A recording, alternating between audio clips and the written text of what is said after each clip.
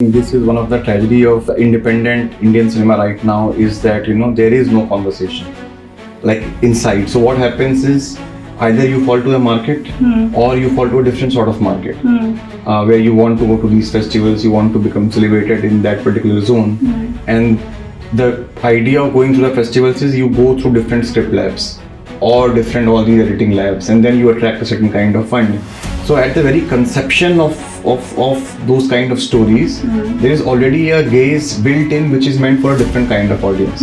Earlier there were at least few film clubs or societies which used to screen such films. Now that kind of space is totally gone.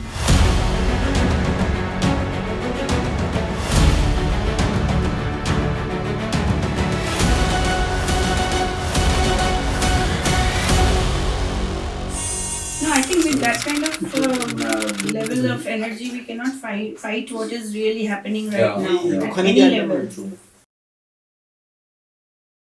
Hi Kislay, welcome to 9th KPFF, and I know that you really wanted to screen your film in Calcutta at this venue. So we are also very glad because it's such a beautiful film. So very glad that the screening is happening here, the premiere is happening here. Yeah. So actually, I wanted to ask you about the screenplay of this film to begin with, because I found the screenplay very intriguing. You know, you have, we'll come to details later, but can you at least tell us about how you wrote the story and the screenplay? Yeah. Actually, because it's a long story in the sense that I had read this, I had read a short story by Brecht. It's called Unseemly Old Woman, and that time I was in second year of my film institute, and I initially wanted to make a short film, a very different form and just a story of a old woman. It's a 1.5 page story.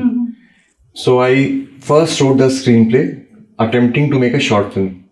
But while writing it, it became almost 40-45 pages. So then I was like, what to cut and how to, make it short, because I was like, a 50-minute film, what will it do?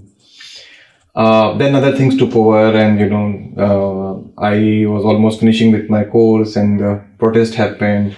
I also, I think this was around May 2014. So that time I traveled a lot in UP, Allahabad, Banaras and around area. And I was just listening to people's conversation and also visiting my hometown after a long point of time. So somehow I kept feeling that I also have to make a film about this. So then when I again started, it was like I had two different things going on in my mind. And then somehow I thought, okay, maybe, the story of a woman, a 74-year-old woman who's doing three small changes, and the story of society, which is going through a reverse process. And maybe that can come together. And then I wrote the story keeping that in mind. I was also conscious of trying to give voice to other characters. Like I didn't just want it to be a film with a single protagonist and and her story, because I feel that the films works in such a way that it becomes very, very easy to empathize with one particular character, and then you don't realize the social complications which is driving those relationships. So that's why I was very particular in trying to give voice to other characters as well, or at least you give to be empathic to them as well, so that you understand the psyche, you understand the environment, and you understand the milieu in which they're all part of. So I think yes, through that, I just kept refining, and then it became actually long, very long. It was around 140 pages, and in my mind I had almost a 3-hour story. So we really had to, on edit table, cut a lot of things, because we kept feeling it will be too much for the audience, and the story will just go here and there. So yeah, it was like first I wrote the screenplay thinking it's a short film. Then when I wrote thinking it's a feature-length film, then it became so long that actually we at the edit table we again had to cut and like rearrange things in a way so that it fits whatever time it is now. Right. So I was mentioning your short film even when introducing you. The previous film you had, Hamare Ghar. Where you turned the lens inside the house, and I think entirely the film was shot inside. There was hardly any sequence outside, and in that film, in a very short span, you actually turned the lens on the middle class household and their relationship with their domestic help. And so this time also there is, I mean, this film is a very different film, totally different film, but you do have a gaze inside the family as an institution, the family as a structure, and disruptions within that structure, and sort of you see the mirror outside in the society. So like what makes you come back to the home, the interior of a home as a space to put your gaze on, to sort of explore the politics around that? If you can elaborate. Yeah, that's a good observation. Actually, one part of it is, I think, just unconscious. Maybe I'm used to seeing nuances or seeing things which I know well around, and that happens to be family or a family of a lower middle class to middle class milieu, where people are generally nice, but there is a lot happening under the surface, and that excites me at an individual level. Like, seeing violence which is out there is also important, but I feel it's also important to see the structural violence, where actually people are nice, but the violence is there in the structure itself. Right. And I think family lends itself well to such situations. Secondly, of course, I think, even particularly thinking of the context of India today, I think, that family as an institution is really, I believe, if you look at school, society, and other structures, I think family is the one which shapes individuals at a lot of fundamental levels. And that is a structure, I think, which is really creating the sort of individuals we are seeing today. And I think that really needs to be questioned. Right. Along with, it's linked with the society in a way which I strongly feel. Right. So I think maybe it also comes from thinking about politics in that particular way. So I think that's... Yeah. And speaking of this, the making of individuals within a family structure, I really found very ingenious your usage of family album photos. Like, you have all these 5 main characters in the family, and you actually use their personal small family album photos right from the childhood to when they're adolescent to when they're more grown up. And you are probably using the actors. Yeah, that's true. So that's I would say that's a documentary intervention inside fiction, right? Yeah. So you are actually taking your actors, taking out photos from your actors themselves, who also come from middle class backgrounds, and you're trying to show that probably how we came here. I found that, like, how did that come to you? It's it really works well in the film. I mean, one thing was that I was thinking of film also as a collage in some level. I mean, that lot of things should comment on it in a certain way. So say, for example, the whole sound and the whole All India radio track, it's regularly commenting around of what is happening. Or it's showing something else and something else is happening. So I wanted to use other medias as well, to be a part of the film. And photograph obviously was one of them. But my initial idea was that, in the short story, Brecht constantly draws a comparison between the younger days of the woman and how she has changed. Right. I didn't have that device. And one thing of converting it into a filmic form was to use a flashback, which is the usual mode. But I'm not such a fan of that kind of flashback driven story. And I didn't want it to be to show a particular moment from history. Right. I wanted to just give a feeling of that thing. So the initial idea was to have 4 or 5 spaces where we only see this 74-year-old protagonist and her past days and what she used to do.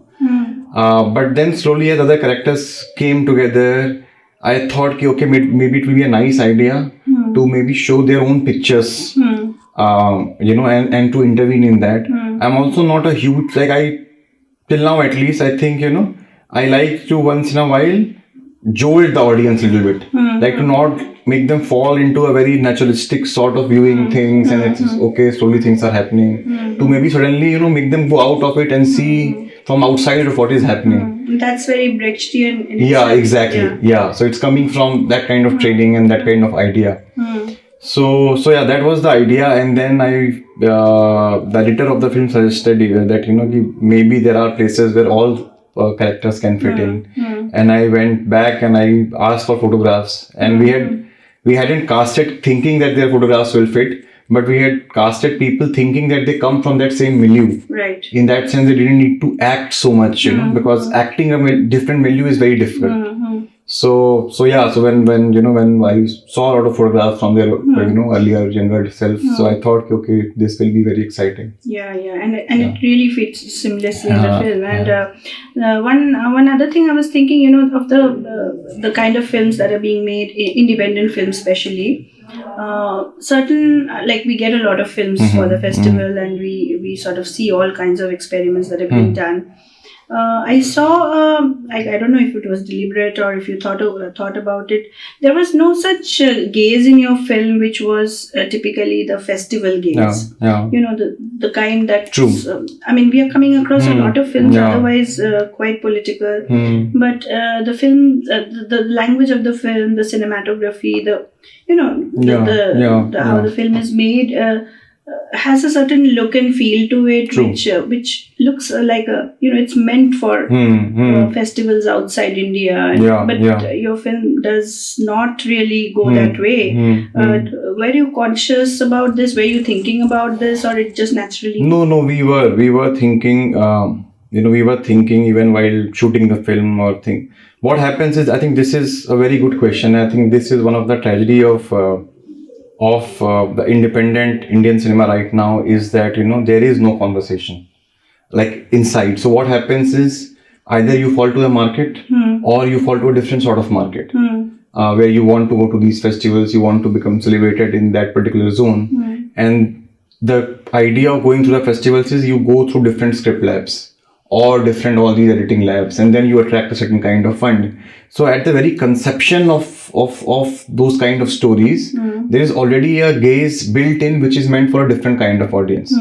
One thing is that you must try and universalize your story. And while it is good that that stories are universal in that sense and films are universal, but sometimes you have to really simplify things for yourself, or really simplify thinking, okay, how this kind of story will be seen by a global audience. So one fall which I see out of that is that mostly the European filmmakers can still create characters which doesn't they don't have the burden of following a certain kind of things, whereas mostly South Asian characters or Asian characters, they must appeal to what it appeals for a foreign audience about India. That's what I was. So they take that gaze, and the characters also carry that kind of burden. So they will be built in a certain way, and that is one sees throughout. So so one thing was that because it wasn't funded that way, that we didn't go through that kind of funding agencies or that kind of circuit to fund our film. So automatically we had that kind of freedom. Secondly was that we are also thinking of how not to show a quote unquote, I mean, Allahabad is not a small town, it's a population of around 15 lakh people. But relatively speaking, it's considered a small town. And often you will see all these films, there are, like it's shot in a particular way. There are a lot of allies, a lot of terraces, where one terrace to another terrace, or old Havelis. So it's shot with a very nostalgic gaze. Right. And what very often happens is that the filmmakers or the storytellers, they get trained outside. Then they have memories of their old hometown, how it was, and then they go back and shoot. So they are already shooting with a nostalgic gaze. Right. So we were conscious in that sense of, of removing all those things which we felt that is just a construction of memory, and it's not the reality we are seeing out there. So we were a little conscious of, not letting the memory dictate things for us because it felt cute or it felt, of bygone era or of those kind of things. Right. So and even while shooting, we were like, okay, we will not keep it at a certain point so that it appeals in a certain way. So even when we were shooting, say, around old monuments, we were not going for those typical kind of shots. To establish Allahabad in a certain way. Right. Yeah, I think it works very well that way. And the cinematographer, of course, has done a great job. So has the editor. Totally. Yeah. So can you tell us a little bit about the editing, what happened on the editing table, since you said that you were going for a 3-hour story and then, so must have happened a lot. Yeah, it was a long process. No, we tried a lot of things actually on the editing, because the story is also not a very like a plot-driven film. So you can play around. Like there are different characters and different things. So you can play around with scenes. Like you can put this scene over here, and then you can put this scene over there, and that changes things slightly.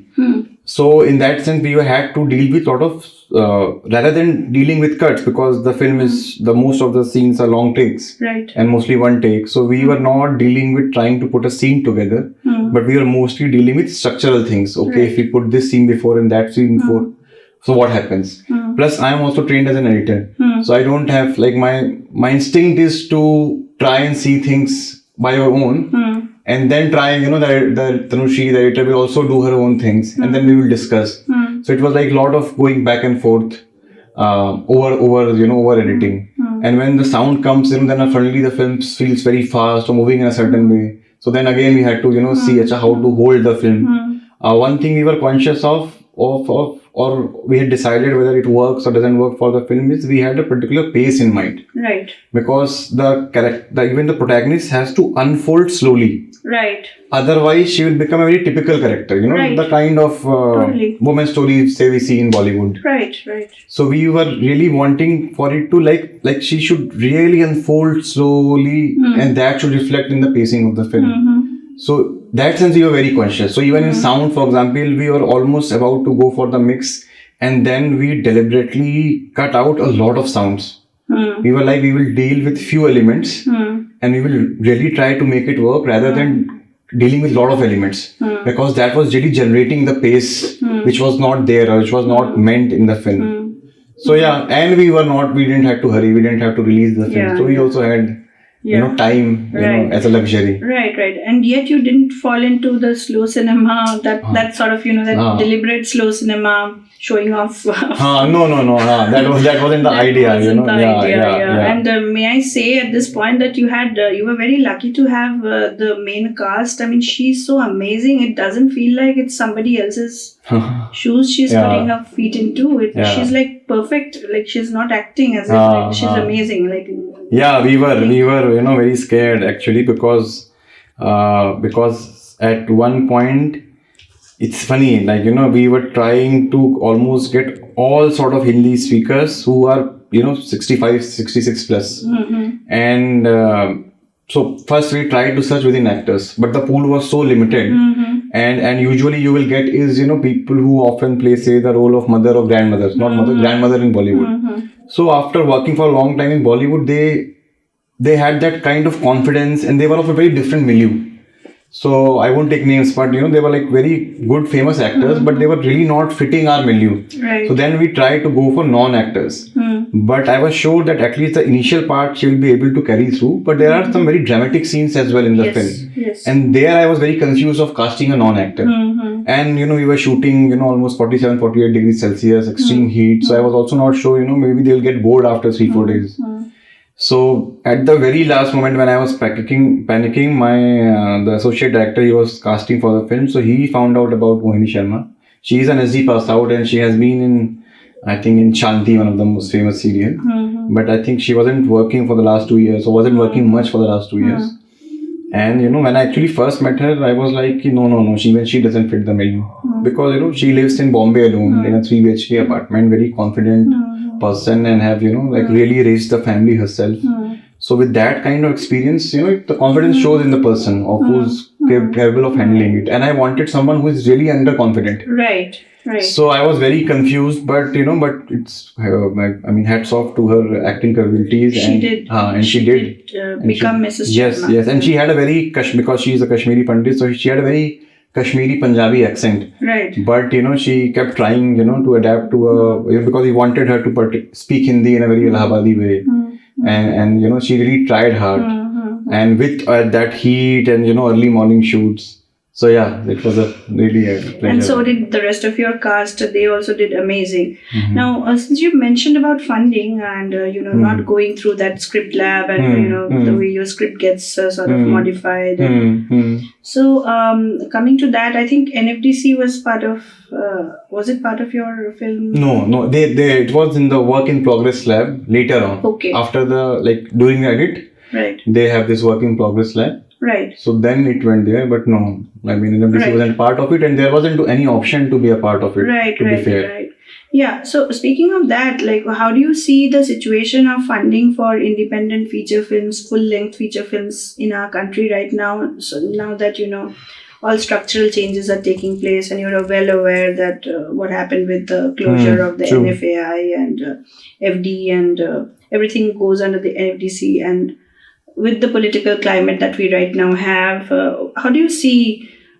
Maybe for your next projects, or your peers are also making Yeah. films, they're trying to make independent fiction with political content without censoring themselves. How do you see the situation? I mean, if you have to create a model out of it, I don't see there is a model. To be fair to you, you are rightly said. So the government is just not interested in producing, as such independent film, and it's not just because they considered independent filmmakers to be a threat, but they actually don't consider filmmaking as an art form itself. I mean, they are not in that sense. They don't even value it to a level.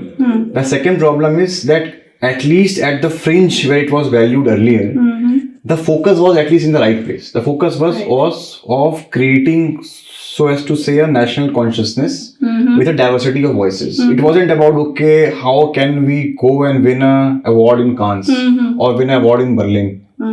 I mean, that wasn't the idea. Now it's like, it's happening with sports also. Like, they're not thinking of, okay, to have a sports culture. Their whole focus is on how to win a medal in the Olympics. So there is almost, and it's not just the government, even as at level of filmmakers, it's like its ambition of only winning an award outside if you are not part of the market. So then you are part of a different kind of market. And because there is no conversation within us, there is no funding opportunities which offers Indian filmmakers to have this kind of voice.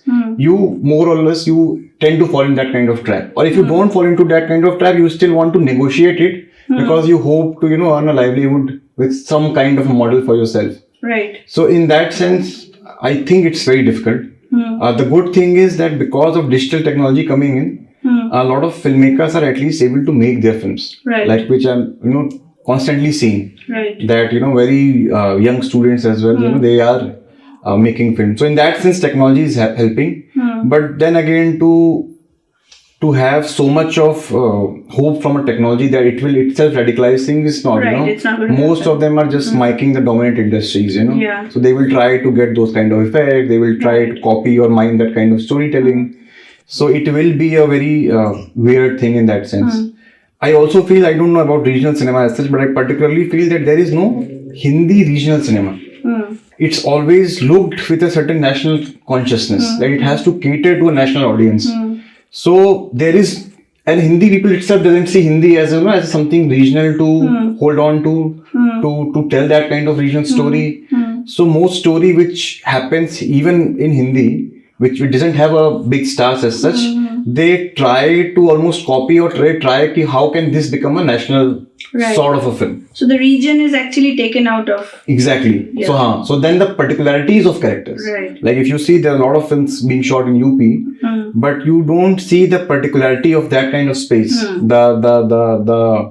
The complexity of characters, the kind of psyche they have, or what is this psyche which can be so vulgar at some point of time, but can also feel threatened, immediately. Right. So why is this psyche so prevalent, especially among Hindi males?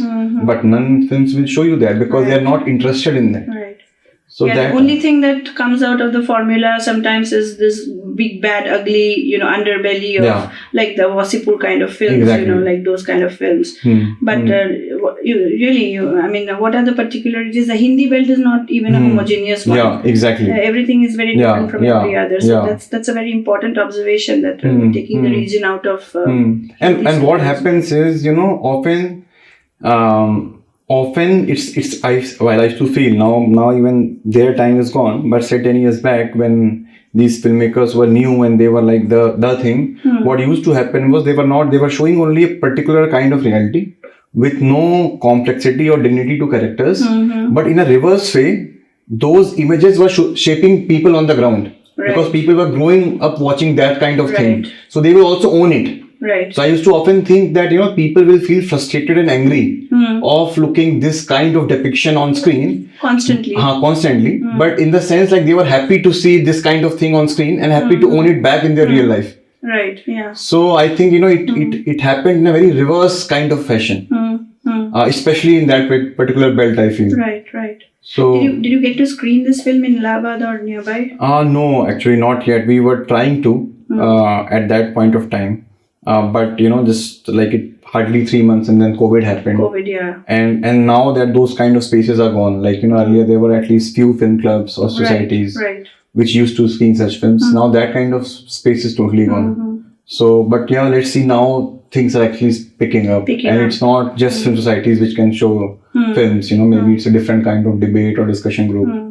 So yeah, I mean, that is also a tragedy because, at some point of time, Allahabad University used to have a very exciting and, like a long tradition of a film club.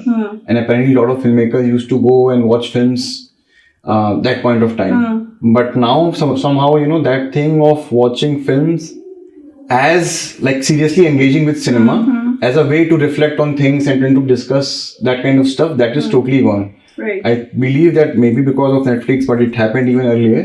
It's looked at solely from the perspective of just enjoying the leisure time. Right. And because there is so much, that kind of thing is gone. You will still see like a poetry club or a literature club, but that kind of seriously looking at cinema in that area, I don't see that happening. There are initiatives though. Right. So at least those initiatives are there. That is a welcome thing. Right. So we will wrap up this conversation with the last question to you.